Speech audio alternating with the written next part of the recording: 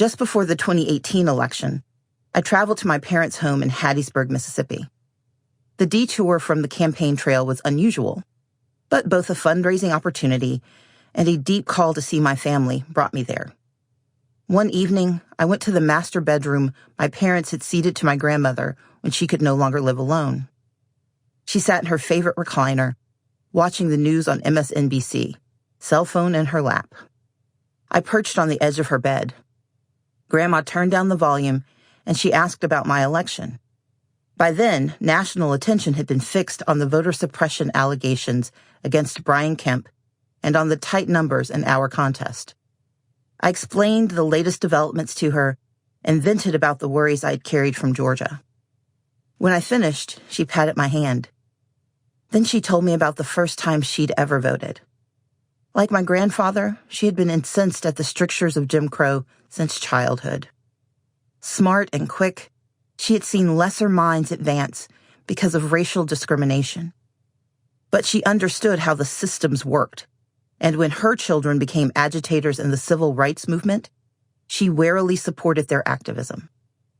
Both she and my grandfather had been quieter in the movement because they understood the consequences if they got caught. Putting food on the table and keeping their house kept both of them primarily on the sidelines. But Grandma had faced the menacing growls of the massive dogs used to control protesting crowds, and she had been violently sprayed by the water hoses used to remind blacks of their place. She'd gathered up the bail money to free her teenage son from jail when he got arrested registering voters. At one point, the local police were calling her regularly to interrogate her about the protest actions of her children. By the time the Voting Rights Act passed in 1965, she understood its significance. But she also knew not to expect immediate change, and she was right. Across much of the South, the implementation came very slowly. Thus, her first real opportunity to vote didn't arrive until 1968. That night, I listened to her talk, and suddenly her voice grew tremulous. I worried that I had worn her out. But I quickly realized that the soft trembling came not from exhaustion, but from shame. Quietly, she recounted the day of the election, how Granddaddy, his brother LP, and others got ready to go and cast their first ballots in Mississippi. My dad would still be 2 years too young to vote, but she had the opportunity. Yet, she told me, she refused to leave her bedroom, where she sat paralyzed by fear. The laws had changed, but they had changed before. There was the promise of an emancipation that still left her great-grandparents enslaved, and the school desegregation that took nearly a decade to arrive. But the right to vote carried the most significant victory, and she did not believe this promise was real. She explained how my grandfather called for her to meet them at the front door, but she wouldn't budge. Finally, he stormed down the hall and into the shadowed room. Impatiently, he demanded to know what was taking her so long when history awaited their arrival. Grandma squeezed my hand as she remembered the explanation she gave to her husband.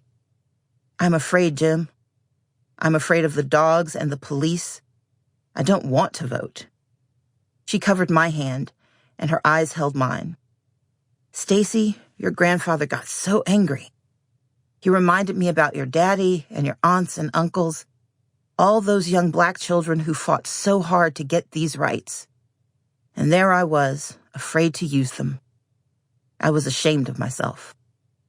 Instead of cowering in the bedroom, fearing the worst, she followed the example of her children, the call of her conscience.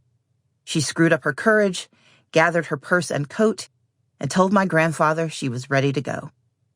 Together they traveled to the precinct to cast their very first ballots. By her side, she clutched my hand again. The paper-thin skin stretched tight. She leaned into me and rasped, "I'm so proud of you, Stacey.